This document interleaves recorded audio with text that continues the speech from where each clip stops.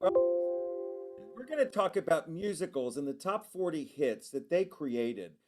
Going back about 80 or 90 years, when musicals were written, they weren't really written for the stories that they were going to tell. They were truly written for the music that they thought would create hit songs that could go onto the radio. It was Ira Gershwin who said, talking to Michael Feinstein, that if George Gershwin lived today, no one would know his music because every in the old days you listened to the radio sitting in the living room. Then you got in the car and you listened to the radio. Then the television came along and everybody sat in the living room and listened to the radio to the television as well as getting into the car, and parents absolutely going bananas that they had to listen to rock and roll hits that their kids wanted to listen to, and then even further destroyed by the fact that the top 40 hits got played into things called an iPad or a Walkman, and everybody had their own earpieces in, and that's what they did. But going back, the producer's mission was truly how to get hit songs into a musical. And going back to OK in 1927, the Gershwin musical that highlighted a ridiculous story with the young Gertrude Lawrence making her American debut, the song Someone to Watch Over Me hit the radio and went to the top of the pop charts.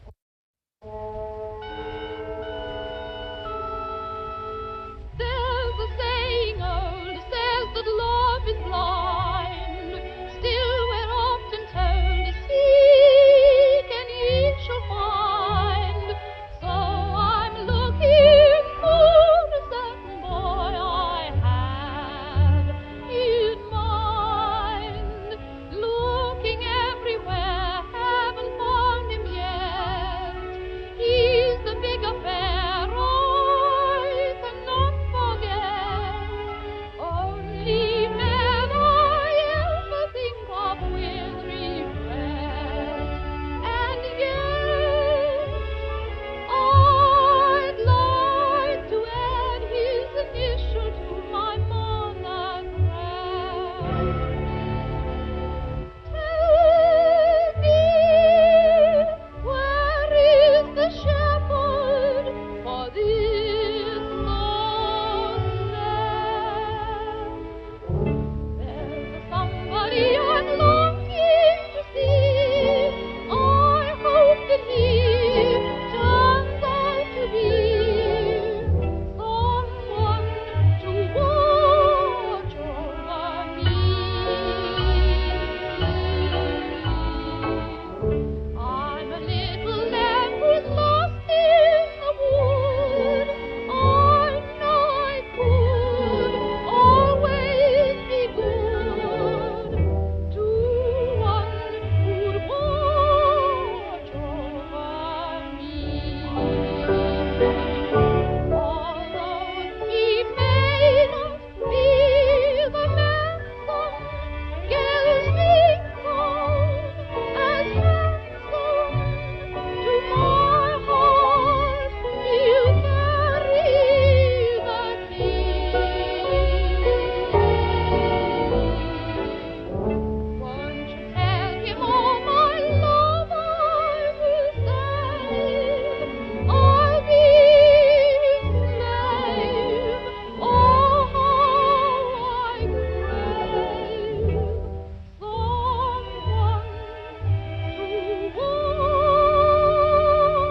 watch over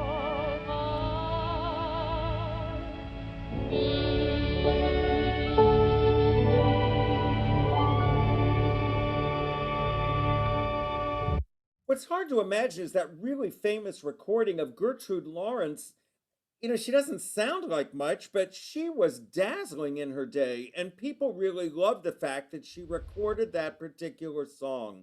Strike Up the Band came next. I mean, the Gershwins were trying to write sophisticated musical theater, and their idea of a political satire over a war with Switzerland for tariffs really caught their eye. And there were several songs from Strike Up the Band that went to the top of the hit charts, and this is one of them.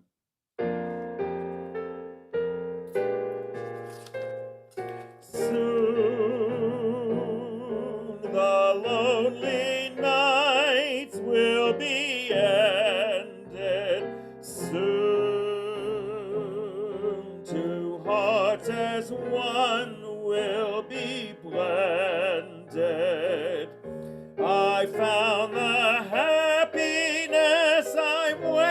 waited for. The only girl that I was fated for. Oh, soon a little cottage will find us safe, with all our cares far behind us. The day you're mine, this world will be in tune. Let's make that day come soon. Another truly famous song that the Gershwins wrote, The Man I Love, was very different because it featured a lyric that actually had a question. Listen for it. It goes, who would? Would you? No one had ever done that before in lyric writing. This is Rebecca Luker. So sadly, she died about 6 weeks ago of complications from MS at the young age of 59.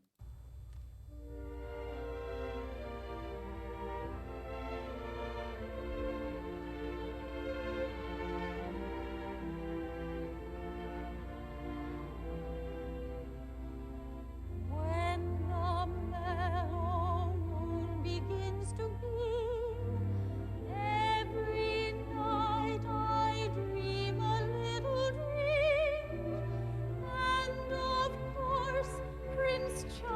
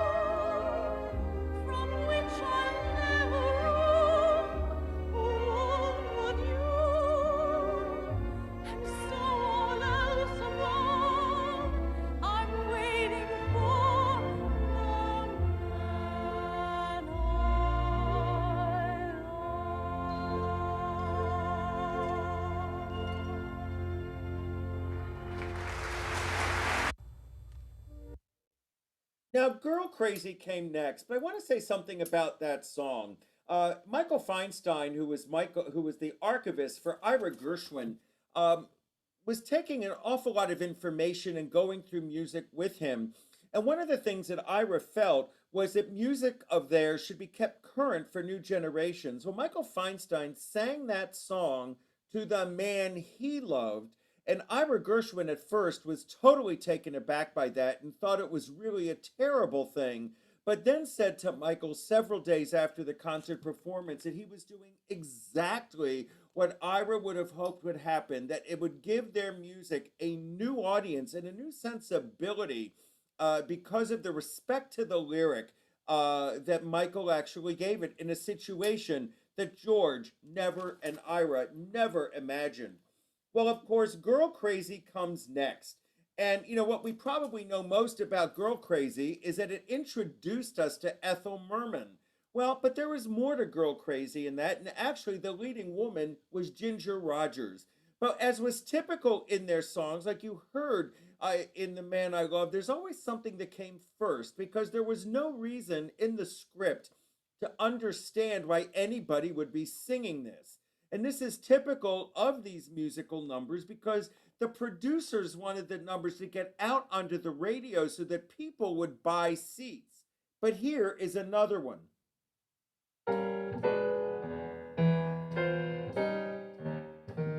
Dozens of girls would storm up. I had to lock my door. Somehow I couldn't warm up to one before. What was it that controlled me? What kept my love life lean? My intuition told me you'd come on the scene. Lady, listen to the rhythm of my heartbeat, and you'll get just what I mean. Embrace me, my sweet embraceable you. Embrace me, you irreplaceable you. Just one look at you, my heart grew tipsy in me.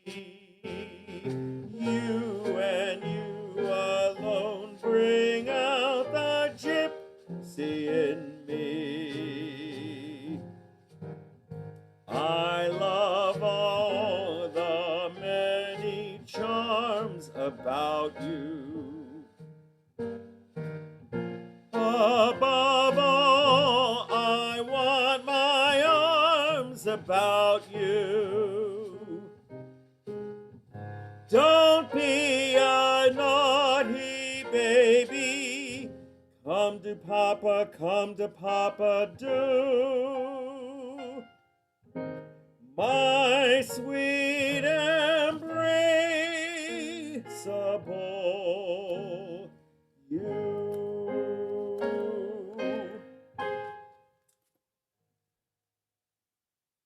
And again, that's a pretty famous song from Girl Crazy, but that's Ethel Merman, of course. But then I found George Gershwin actually playing maybe the most famous song from Girl Crazy.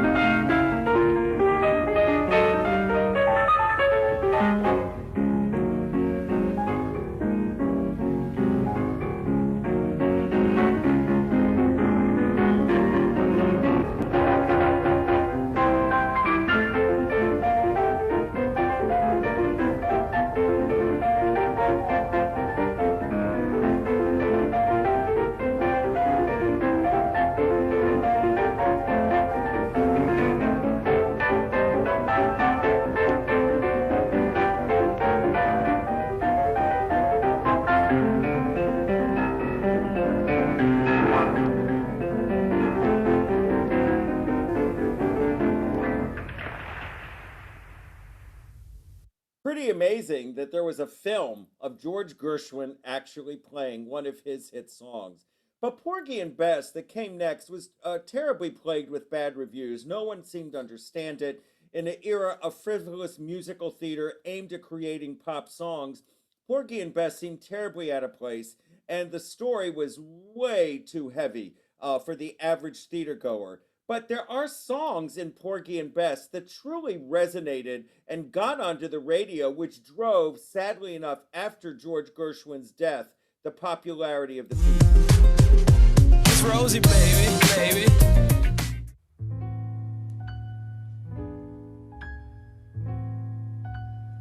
Summertime,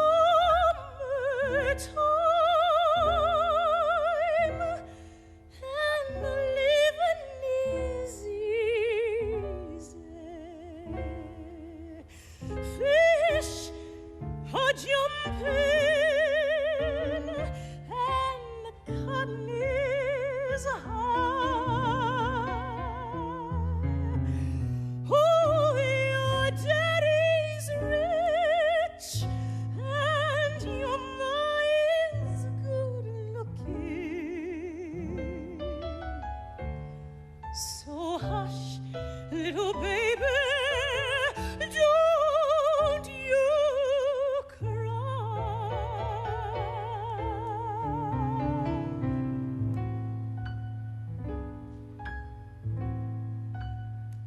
one of these mornings, you're gonna rise up singing. Then you spread your wings and you'll take the sky. But till that morning, there's nothing can harm you. With Daddy and Mama standing by.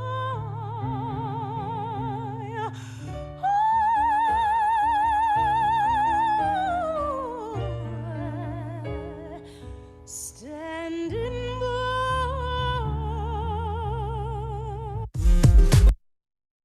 Or this from the Tony Award.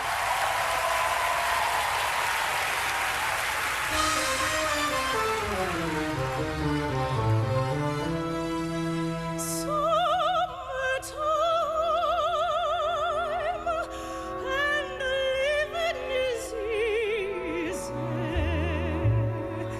Fish are jumping, and the cotton is high. Oh, your daddy's rich, and your ma is good looking. So hush, little baby, don't you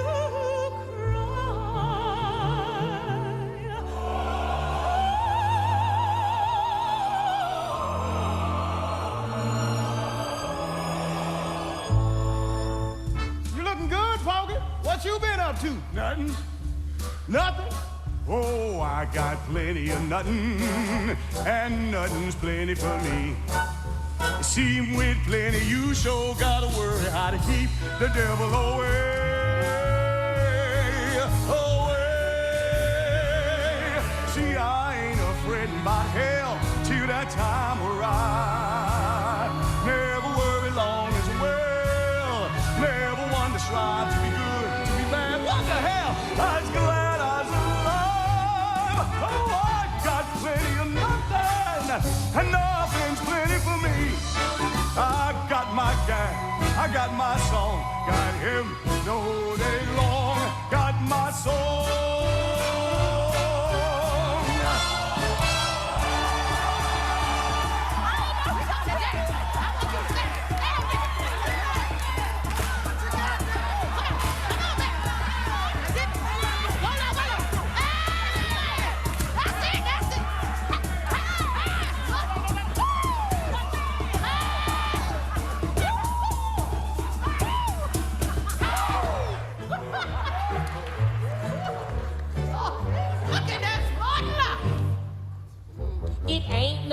necessarily so.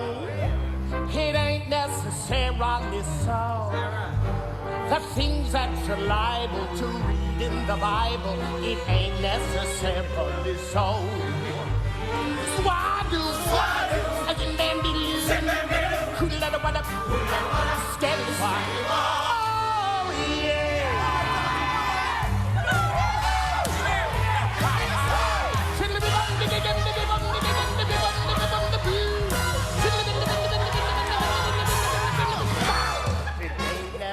Ain't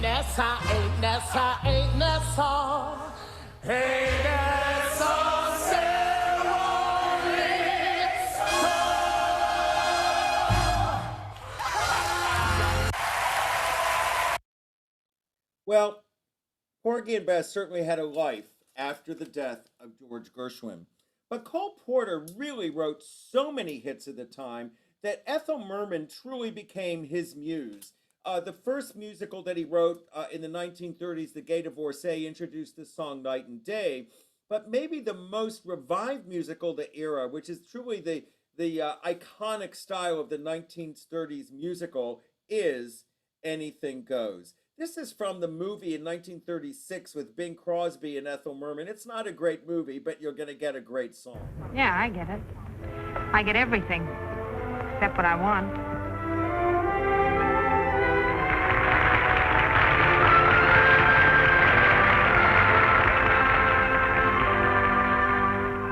My story is much too sad to be told, but practically everything leaves me totally cold. The only exception I know is the case when I'm out on a quiet street, fighting vainly the old ennui, and I suddenly turn and see your fabulous face. I get no kick from champagne. Mere alcohol doesn't thrill me at all. So tell me, why should it be true that I get a kick out of you? Some like that perfume from Spain. I'm sure that if I took even one sniff, that would bore me terrifically too. Yet I get a kick out of you. I get a kick every time I see you're standing there before me. I get a kick, though it's clear to me you obviously don't adore me. I get no kick in a plane, flying too high with some guy in the sky is my idea of nothing to do. Yet I get a kick out of you.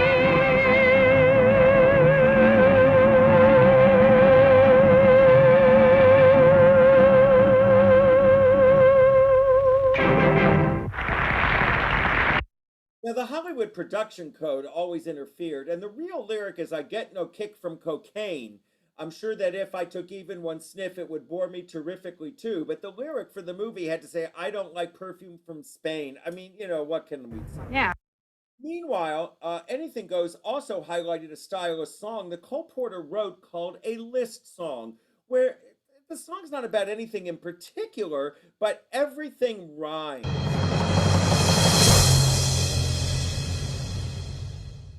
Now performing You're the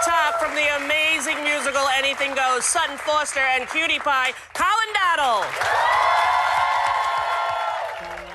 At words poetic, I'm so pathetic that I always have found it best, instead of getting them off my chest, to let them rest unexpressed. I hate parading my serenading, as I'll probably miss a bar. But if this ditty is not so pretty, at least it'll tell you how great you are. You're the top, you're the Colosseum, you're the top, you're the Louvre Museum. You're a melody from a symphony by Strauss. You're a Vendelbart and a Shakespeare sonnet. You're Mickey Mouse. You're the Nile. You're the Tower of Pisa. You're the smile on the Mona Lisa. I'm a worthless jack, a total wreck, a flop. But if baby I'm the bottom, you're the top. Your words poetic are not pathetic. On the other hand, babe, you shine. And I can feel after every line a thrill divine down my spine. Now, gifted humans like Vincent humans might think that your song is bad, but I got a notion, I'll second the motion, and this is what I'm going to add. You're the top. You're Mahatma Gandhi. You're the top. You're Napoleon Brandy. You're the purple light of a summer night in Spain. You're the National Gallery. You're Garbo salary. You're cellophane. You're sublime. You're a Turk.